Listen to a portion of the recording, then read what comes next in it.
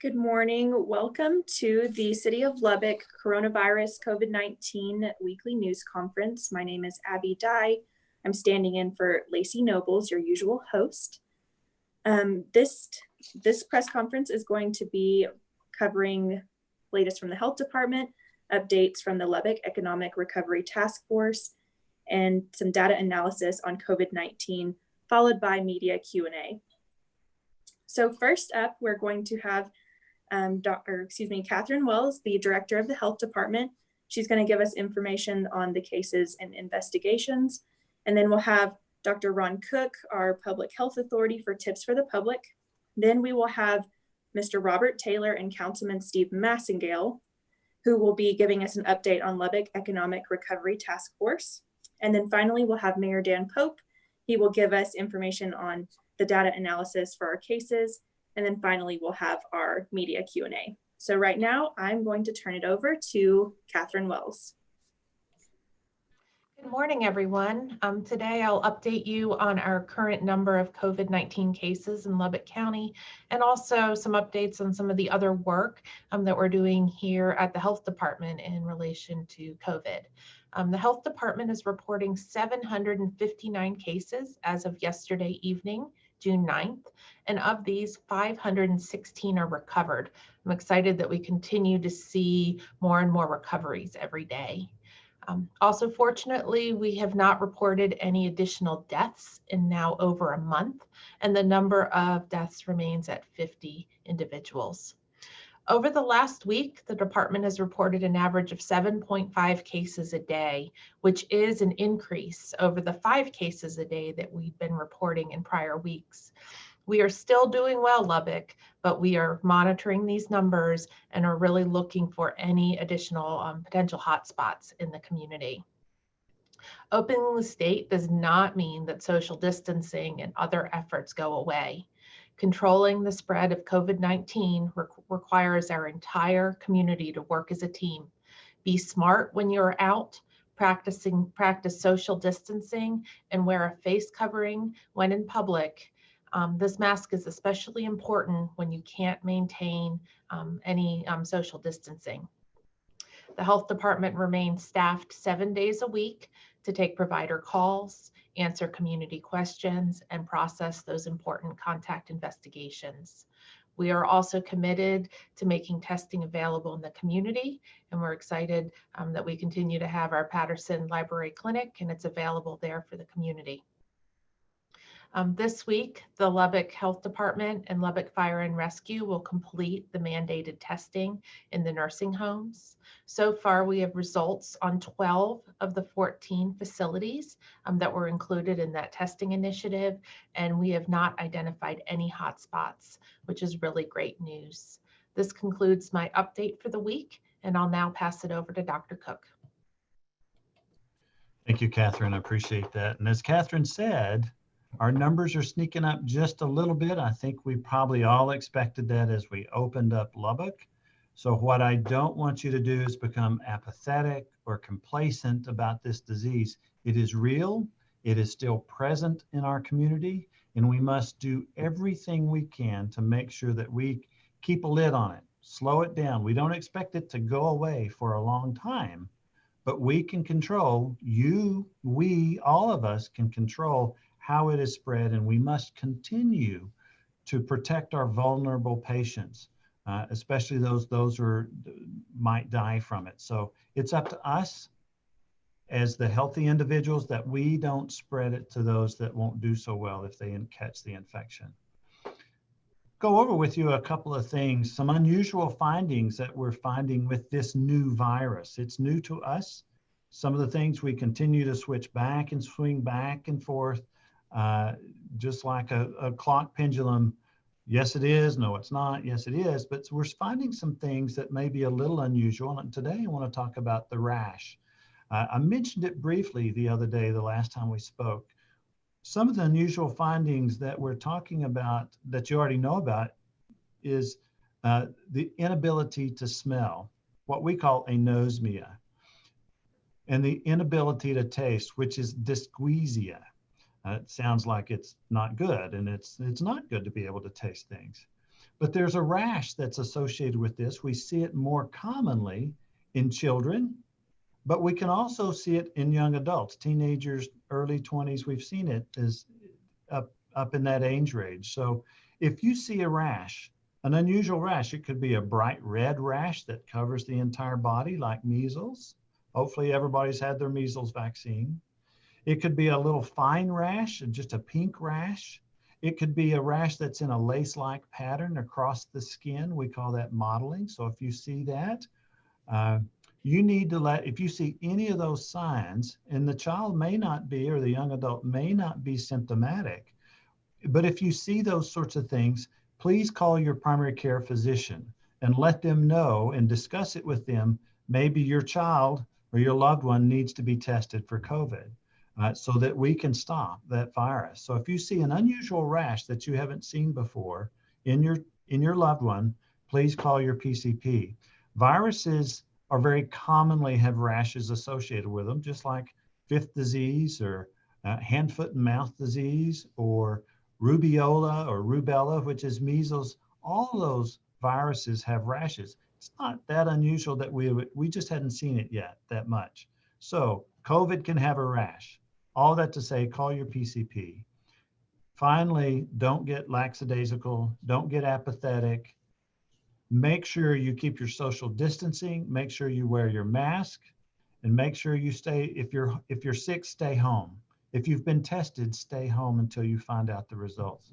If we do these things, we can continue to abate the transmission of this virus. That's all that I have today. Thank you so much. You guys are doing a great job. Back to you, Abby. Thanks, Dr. Cook. Next, we're going to turn it over to the Lubbock Economic Recovery Task Force co-chairs, Councilman Steve Massengale and Robert Taylor. Okay, thank you, Abby. First of all, I'd like to congratulate and thank the school administrations of the area, and congratulations to the graduates. It was great to see that we were able to hold graduation, and I feel like that's a victory for the Lubbock area and for our committees. We worked with the state and worked with the administrations to make sure that happened. So that was good news. Our goal in the beginning when we formed this group was to see how active we could be and how aggressive we could be to get Lubbock back in business, get businesses open, and do it in a very safe way, the safest way that we knew how. I think with the governor's guidance and following governor's lead, we've done a pretty good job of getting that done. Lubbock is back in most areas, back activities. We've seen along with that a little increase in numbers that the Dr. Cook spoke to. As long as we maintain safe ratios in the hospitals, and as long as we can keep a lid on the hot spots, I think that's what we need to continue to do. And we'll try to find ways to open as aggressively as possible, but yet find and give guidance on the safest ways for businesses to operate. If anything is learned new, we will institute that and try to give guidance so we can continue to be aggressive on our openings. I think you've seen some of the proof in that some things that were true in the beginning are not true anymore. We need to stay up to date on that and give guidance on that as well. No matter what we do as businesses, though, we're all individuals. So I think our behavior as individuals has probably shown to have as much or more to do with the spread of this virus as what businesses do. So when we operate a business, we need to follow what we know to be safe practices. And then when we are individuals in those businesses, we need to also observe those same things. I think it's very important. And just one final thought, if you don't think that doing it the right way doesn't make a difference or does make a difference, if you look around the state and see what some other cities are experiencing, I think we've done well, but I think we've got to stay vigilant. I think we don't need to get fatigued over the social distancing and the mask wearing. I think all of those things need to stay intact for us to continue to aggressively put Lubbock's economy back together. And with that, I'll turn it over to Councilman Massengale.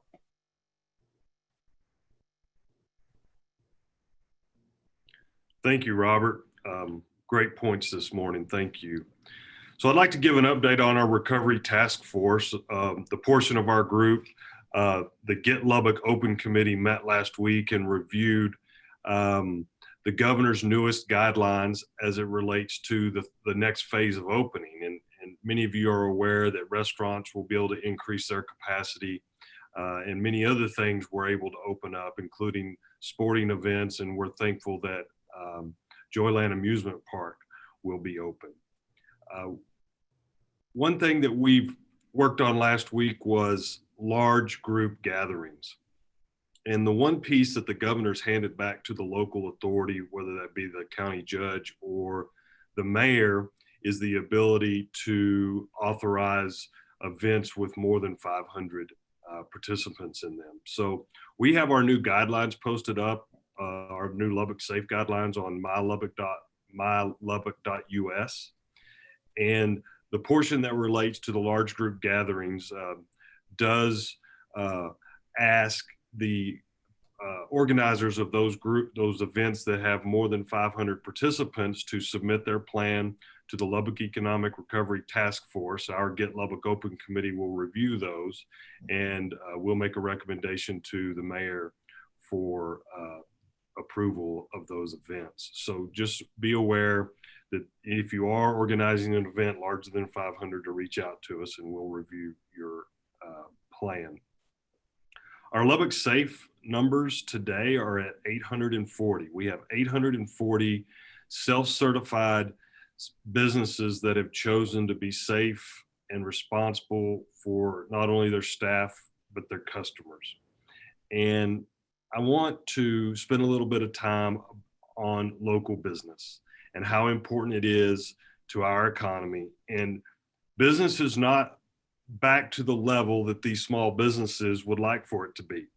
And so those that are making sure that it's safe to go inside their businesses, and you know all the rules to keep yourself safe, just like Mr. Taylor talked about, I want to encourage you to go and shop or to go and do business with these different businesses because they need your support. Next time you're thinking about clicking and having something delivered, I want you to pause and I want you to think that if there's any business in Lubbock where you could buy that product. I want to make sure you go and do that, because the backbone of our economy here has always been small businesses, and we have 840 businesses in town that are working hard to keep you safe. We have more self-certified businesses than we have in total cases of COVID-19 in Lubbock. Those businesses need your support. Thank you, and I'll hand it off to Mayor Dan Pope now. Thanks, Steve. Good morning, everyone. It's good to be with you today. Happy Wednesday to you. I want to start in a moment and share my screen and talk about the data, but I want to remind everyone that that data is updated every evening between 5 and 5:30, and it's available on the health department website. You can link there from the City of Lubbock website, and that's just mylubbock.us, www.mylubbock.us. Let me share my screen.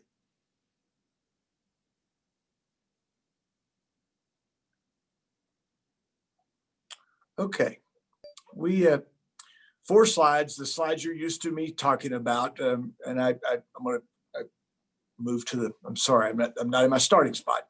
Active cases by day. We've talked a bit about this. You've seen that this number is moving in the same range. We do expect a few more active cases as our case counts go up. Talk about that a bit more in a minute. New cases by day. This is found a range. It looks like we're going to be, in mid single digits up to 15. That appears to be what our range is. We're good with that. I think it's important you remember that we want to test and we want to trace and we want to isolate. And if we do that well, then those people will recover and the community stays safe. And the hospital data help prove it out. I think yesterday we had 15 COVID-19 cases in the hospital over the weekend. We were down in single digits. You've seen around the state that that's not always the case, that some hospital data, hospitalizations have spiked up some. We remain in a very good position here, and it's something that makes us confident about reopening safely. And finally, your tests versus the new cases, and we're looking very closely following that positivity rate. That is the number of total positives by test. And we've done nearly 22,000 tests in Lubbock County as of yesterday. In other words, that means that about 6.8% of our residents have been tested. Statewide, that's just under 4% of the statewide residents have been tested. So not quite twice as much as the state, but still at a very, very good rate. It's something that we will continue to do.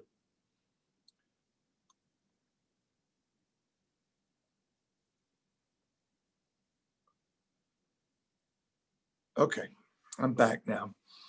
So a few other, I think, important topics. Last night at our city council meeting, the council took action unanimously to approve moving CARES dollars, federal dollars that have been sent to Lubbock, Texas, to help our families, our individuals, and our smallest businesses that have been impacted by COVID-19. And so that action was taken last night. There is a press conference later this afternoon to talk in more detail about it. There'll be information on our website today if it's not already there. There are really 5 buckets. So rent assistance. If you're having trouble paying your rent because of something that happened due to COVID-19, you need to reach out to us. Utility bill assistance is the second item, same description. Child care assistance. So let's say you're an essential worker who ended up with kids at home because of schools being closed, and you had to reach into your savings or find a way to pay for childcare. We'll be able to help you with that. And childcare assistance is available. There's also mortgage assistance. That's certainly something that's available through the CARES Act funding, and we want to help you with that. And finally, small business micro grants, what we're calling Support Lubbock. Now, there's $3 million spread among these five areas, and these are legitimate uses of the CARES dollars. You see the bigger cities have been able to stand these up a little quicker because they got their money directly. We got our money last week. If you go through these processes, we're working with our partners that are already in place to help us with these kind of funds. In many cases, you would have your dollars in your bank account within a week or so. And we think that that's critical. There'll be more information to follow, but we want to make sure that word gets out. Okay, a little bit of good news. Just this morning, the Wall Street Journal reported that vaccine testing for COVID-19 will start next month. I believe the Moderna, the company Moderna, their vaccine will start next month, followed by another vaccine in August, and then another one in September. So there is progress being made on that front. I know that Dr. Cook will keep us updated on that, but I think it's important that we remain hopeful. Second bit of good news, we just within the last hour or so have received our detail for April sales tax collections. It's an economic indicator. It's also a big part of our general fund budget. We expected that number to be down as much as maybe 25 to 30%. That's where our planning was. It looks like the number will be down around 11.5%. Now, certainly that's significant, but that is much more positive news than we anticipated. I think it's an indicator of the fact that we will recover quicker, and that makes me very hopeful. Okay, finally, it's important that we remain smart about how we respond to COVID-19. Use your common sense. West Texas horse sense, okay? Please do it the Lubbock way, do it right. Be safe, be kind, and be hopeful. Let's continue to push through this. Abby, back to you. That's all I've got. Thank you, Mayor Pope. Now we're going to open up with our media Q&A. And so if all the panelists could bring your video back up. First, we have Meredith Aldice with Fox 34. Meredith.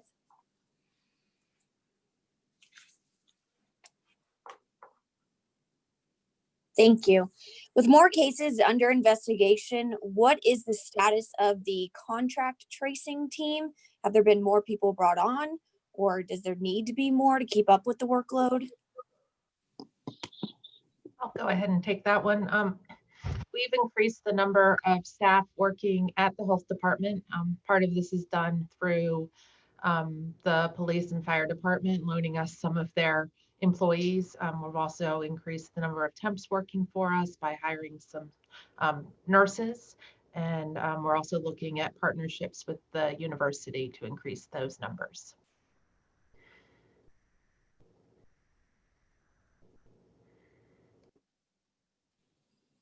All right. Thank you. That's all. Awesome. Thanks, Meredith. Next, we have Sarah Self-Walbrick with Texas Tech Public Media. Good morning, all. I know that this small uptick was expected, and again, it is a very, very small increase in those daily case numbers. But at what point should we be worried about a serious second wave? And what numbers should we keep an eye on, like hospitalizations? Sarah, I can help with that. You know, that's a sort of a nebulous number. I think if numbers pop up and we can put a lid on it and get it stopped, and then another one pops up and we put a lid on it and get stopped. I think when we start getting too many pops up, too many epicenters, if you want to call them that, popping up at once, and then our hospital numbers go up.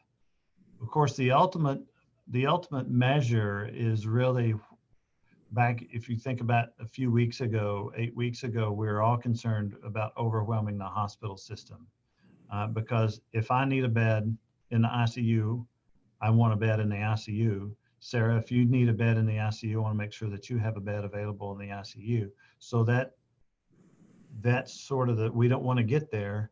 And so as we start to see those rise, then we may need to do some other things.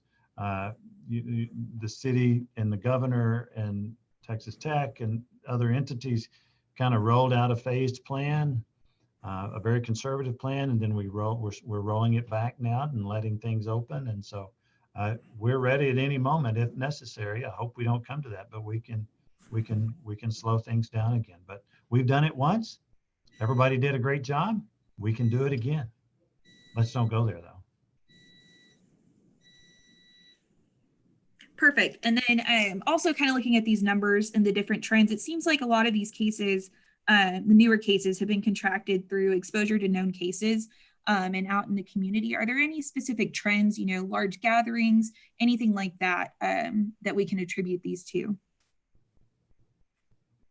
I think with what we're seeing with our cases right now, we're seeing groups of people that are gathering and maybe not practicing as much social distancing as we'd like to see. And that's going to cause the spread of this disease or virus. We want people to continue with those social distancing practices, even though we have businesses open and we're able to do more. We as a group, as a community, need to work on making sure that we keep that distance so that we don't have these little, pop up of different groups of people that are infected. Sarah, let me add in there. This is where the social distancing and the facial covering comes in, because we have so many people that are going to be asymptomatic carriers. May not even get the full-blown symptoms. Maybe they only have a runny nose, maybe not. But they're shedding virus, and then if you're in close proximity and you're not doing your social distancing and you're not wearing your facial covering and you're too close together, then you're going to get a number of people infected. And we know this virus has a high infectivity rate. So one person can spread it pretty quickly to within a few minutes to others, even if they don't have any symptoms. Thanks, everyone. Thanks, Sarah. Next, we have Mateo Rosales with the Daily Toreador. Good morning, y'all.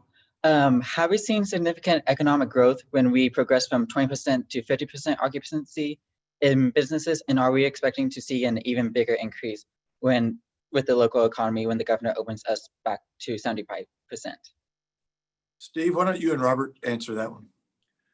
Well, we don't have any exact data to measure that business activity, but I think those of us who have been out and gone to some of these restaurants, we've seen that their business has increased. Some of those businesses are still, depending on what size they are, they're still restrained by that 6-foot distancing rule. So again, we'll see what activity looks like when we move up to 75%. And I would encourage everybody to go out and visit these businesses. Robert?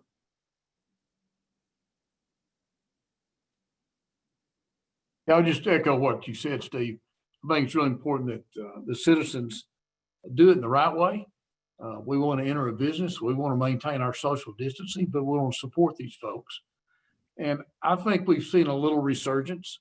I think I've seen some restaurants that have increased, but yet are not, still have some more capacity. I think some outdoor venues are really beginning to spread and gain popularity. And some business owners have put a lot of time and effort and money into making that avenue open. So yes, I think we've seen increased business activity. I don't know, like Steve, you don't know how way to measure it, but it's really important that we continue that growth, and we'll continue it as long as the patrons and the business owners really do it in a safe way. So much of our economic data is lags. You know, as an example, we won't have May sales tax information until, on or about the 10th of July. So we do follow cell phone tracking data, just it's accumulated at a national. We're not following your phone, but we buy data that's from geofencing type technology, and we can see more activity on a weekly basis. So that doesn't tell us if people are spending money, but we know they're going to the stores. Thank you. Next is Matthew Stell with KMAC News. Matthew. Thanks so much. I've got one question that has two questions in it. It's about the city employee who tested positive for COVID-19. Number one, do we know how that city employee may have contracted the virus? Was it through community spread or through direct contact or indirect contact? And my follow-up to that is, excuse me, for any employee, any customers, city customers, citizens who may have visited the development services counter, what days, or are there any days or times that they need to know that they may have been in contact with that employee? Yeah, thanks, Matthew. I'm going to let Catherine take the first part of that question, and then I'm going to talk a little bit about what we've done on our side. So, Catherine, can you help on the tracing part of that? Yes, we believe they contacted it from a known contact, which is what we typically see with most of the individuals that are infected these days. And that employee has been quarantined for 14 days. All employees that are stationed at that desk at building development services desk are also isolated for 14 days. All of our employees on really throughout the building, but we're very much focused on the first floor, being monitored for temperature and symptoms. We've also asked other employees that have been in contact with the person that tested positive, if they show symptoms, we want them to isolate as well. And then we did we hired an outside company to do an extra level of sanitation, which was done Monday evening, and both in the area where they work as well as other gathering spots on the first floor. Now, as for citizens that may have come in, if they feel like they're symptomatic and they want to reach out to the health department, we encourage them to do that. We could set them up a time to test if after talking to the health department, they feel like that's appropriate. But we also just go back to the, our common sense safety protocols. It's our distancing, it's our face coverings. And we're still with our team trying to limit face-to-face meetings. We're using Zoom technology or video conferencing technology as much as we can. We've got hand sanitizer all over the building. Our elevators are four riders at a time using sort of what's the best CDC protocol. So we're taking it very seriously, Matt, and that's what we've done. So really quick follow-up. So within the past 2 weeks, if a citizen may have visited that counter, do they need to just give the health department a call and maybe get some more information on what days that they may have been in contact with that employee? Catherine, you want to answer that? So there was a plastic shield between employees and customers. So the risk to community coming in there is very low. More of my concern with this exposure is the employees that were in a shared area and weren't necessarily able to fully social distance. But if anybody has concerns about that, please call the health department 775-2933, and we'll be happy to talk through that exposure with them. Gotcha. Thank you so much. All right, next we have Christy Martinez Garcia with Latino Lubbock. Good afternoon, everybody. Our Lubbock Police Chief, LPD staff, several elected officials, and also members of the public participated in a silent walk condemning George Floyd's murder. Now present were members of the Texas Tech men's basketball team. And of course, on June 8th, the Texas Tech Athletic Department confirmed positive tests for COVID-19 within the men's basketball program. Now, should participants of the march be concerned, more so tested, especially because the team members present weren't wearing masks? Catherine? With all of our contact investigations associated with any case, we look at the incubation period of the virus, when we expect someone, when we think someone was probably symptomatic, and that's where we base any recommendations to the community. We have not identified anybody that was symptomatic at those walks, so we have not made any recommendations for everybody to be tested. Okay, my next question is, many local nonprofit organizations, as you all know, have been affected by COVID-19. Thus, this affects programming and quality of life for many family and individuals. And I know that yesterday you did distribute the Coronavirus Relief Fund to only 4 organizations. Why were the funds limited to only these organizations when there's so many others that offer some of the same programming and in some cases have a better reach to communities in need, especially underrepresented groups? Yeah, maybe I wasn't very clear with explaining that. First of all, let's back up. There have been north of more than $1.6 million in private dollars that have been raised and distributed in the community to nonprofits to help them serve their mission. And that happened after COVID-19 hit. Most of those dollars have been in the community for more than a month.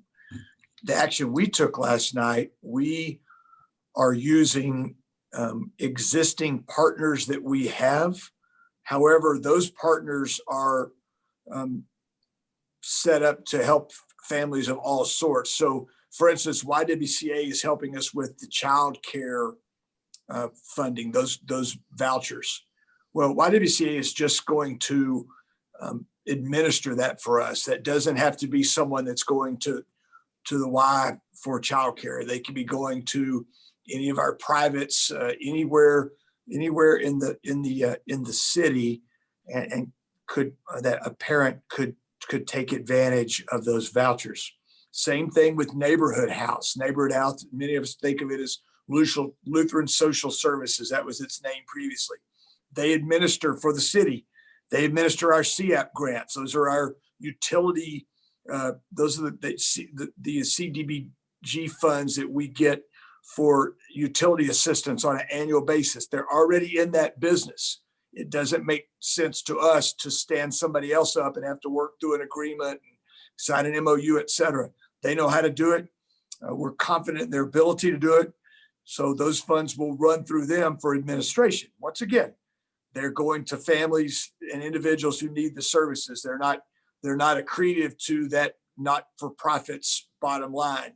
They're just administering this for us. So that's the why behind that. It's a good question. Thanks for asking that. I will just point out the press release is unclear, so you might want to review that, please. Thank you. And I do appreciate your response. Thank you, Christy. Next, we have Matt Dotre with the Avalanche Journal. Hey, everyone. Mayor, just to piggyback on that, so walk us through how someone can apply and like when they should expect to get that money in their pocket. So say someone had their hours cut and they're having a hard time paying rent. Who do they contact? Well, so that could be a couple different places, Matt. They could, they might want to reach out to Support Lubbock, and that website is, I believe, is up already today. That's support. Just search for Support Lubbock. I think it's supportlubbock.com. More details to follow. It's on the press release, and we'll be doing a press conference at 4 this afternoon to talk in more detail about it. They also might, if they need rent assistance, they'll call 311. Okay, and we will then route them to community development, and which will then route them to our partner. Remember, there's not a big high bar to jump over. You don't have to go through some qualification. We've tried to make it easy because we know the number of families that have been impacted by this, and the federal government guidelines are pretty wide open. It's and we're trying to honor that. And so, as with a lot of the response to COVID-19, we're sort of making it up as the ball is in the air, Matt. So it's maybe not quite as tucked in as we would like it to be. However, we think that we can do it in an accountable fashion, and that speed is important because people need help. So if someone needs help with childcare, do they contact the Y or do they call? They can do that. They can go directly to the Y. They can call 311 and we can get them to community development. Either one of those will work. Okay. And Good question. Thanks. Mayor and Councilman Massengale, I kind of want to get your thoughts about tech students. So tech is, of course, their plan is to have students back. I think some for summer 2, all students back for the fall semester. And they've released a number of rules and restrictions that they'll have on campus. But of course, off campus, this means that there's going to be 30,000 students around Lubbock doing what students do, going out and stuff like that. So do you all feel that Lubbock, the city, is ready to have tech students back? And is there any kind of communication between the city and tech about how the city is preparing for this? So I'll start with that, Matt. So President Skuvanek is on our Lubbock, our recovery task force, and we also have a subcommittee that focuses specifically on education. And all the discussions we've had in that group, we spend a lot of time on Texas Tech. We've been briefed on some of their initial phases of reopening, and I know that they're still making their decisions on how they will reopen. Our Lubbock's biggest advantage is Texas Tech and our institutions of higher learning. It could also be something that we should be very cautious of as they re-enter the community. But we know our adversary now. We know more about this virus than we did in March when we first met it. And I feel like Texas Tech has the resources and has done the research to understand how to do that. And I think the community will be ready for them when it's time for them to be back in town. Yeah, I would just add on that we get to set a good example for the college students as they come back. We welcome them back to our community. We know that there'll be challenges that go along with that, Matt, but we feel like we're ready to respond to those. And I think Steve made a good point. We learn a little bit more every day, and we will I think, go about it the right way. Thank you. All right, next we have Olga Aguero with the El Editor.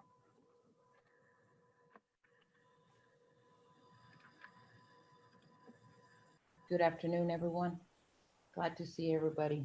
Well, I have two questions, please. The first one, I guess it would be Mr. Massengill, Mr. Taylor. We're always concerned and aware about the importance of wear your mask. And there hardly is people wearing masks. And I was just wondering, as just for businesses, what is the role that Support Lubbock or the Recovery Task Force has in the importance and the role that they have toward these businesses of wearing masks? Do y'all influence them? Do y'all encourage them? I mean, do y'all actually try to put a little bit of pressure on them? Robert, why don't you start? Just let me say, first of all, we have to follow the governor's guidelines, which does not allow you to require the mask as a committee. So we highly encourage businesses to put thought into that.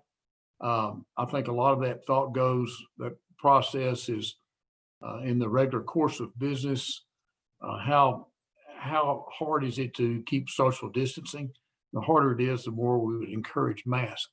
But yes, we highly encourage it in situations, and we highly encourage the people that are being serviced in our business, whatever the business is, to wear masks.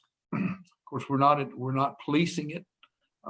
We depend on individuals using their common sense and the knowledge that they've gained through press conferences like this or facts that they get to do that. But we highly recommend, I think, to your point, it's a key to slowing down the virus, to use what you learn, not only mask, but distancing. And I think mask is something that you use when you can't distance, for sure. Thank you. Well said, Robert. I would just add that if you'd go and review our general guidelines that apply to all businesses in the Lubbock Safe guidelines, and it's very concise about what these businesses, what we recommend that these businesses do. And I use the terms common sense and good judgment, sanitation practices, and Robert's right, wearing masks where you can't maintain that 6-foot distance. Thank you. Steve, you made me think about washing my hands, so I'm gonna do that while we're on the call. Okay. The second question is for the Dr. Cook. How reliable will these vaccines be, since they're be coming out earlier than what they anticipate? And then what do you say to those people that say, regardless if there's a vaccine or not, I'm not going to take it? That's a great question, Olga. We're just going to have to wait and see. Certainly the timeline has been pushed significantly forward in trying to get this vaccine out. I don't think the coronavirus is going to go away. I think it's going to continue to circulate in our system globally. And so I think we're going to see it again. And so the importance is try to get a vaccine for it, just like we have the flu vaccine. We're still learning about this virus, so every year we have to get flu shots. Every 10 years you have to get a tetanus shot. Every, we like to say sometimes once a lifetime for the Shingrix or the shingles vaccine. So we just don't know how long this one's going to last. We just have to wait and see. I hope that there is a lot of man hours and a lot of manpower, a lot of energy and dollars being put into this vaccine development to make it work. And we have good science. We just have to wait and see. And so that's where we are with that. The second part of your question, Olga? It's what do you tell those people that will say they won't take the vaccine? Well, we live in free America, right? So there are people that don't want to take it. It's not my job to force it on them. It's my job to encourage them strongly why they should take it. Not absolutely, but all of our drugs, most of our drugs are safe. We have to be careful. We have to monitor them. As with this vaccine, as it comes out, people will have to be monitored for side effects. Those are and providers that give the vaccine must report side effects and those sorts of things. Those are required of us if we give drugs. And so we'll just have to wait and see. My strong opinion is vaccines are good. Vaccines are good. We've saved lots of global death related to vaccines. And so they serve a very good purpose. Strongly encourage them to do it. Gracias. See. Thank you. And last we have Terry Furman with KLBK. Terry. Good afternoon, everybody. My question is this: are there any businesses in Lubbock that have not been able to open, and are we prepared for? I'm thinking like movie theaters. Yes, they're allowed to open, but I know that it's not fruitful for them to have just a few people in seats. So is there anything else that is not open yet, and how are we looking to kind of help them get open? Terry, I'll take that. I'm not aware right now of anything that couldn't be open to some degree.